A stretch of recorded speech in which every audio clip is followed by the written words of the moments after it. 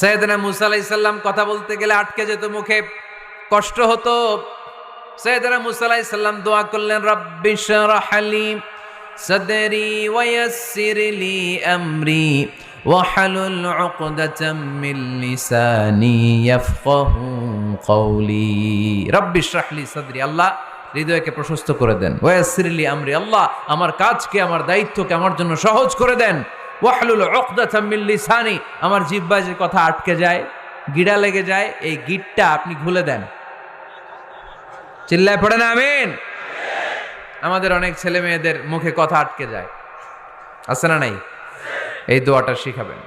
সব নবীরা এরকম দোয়া করতেন। নবীরা দোয়া করলে কবুল করতো কে? আল্লাহ।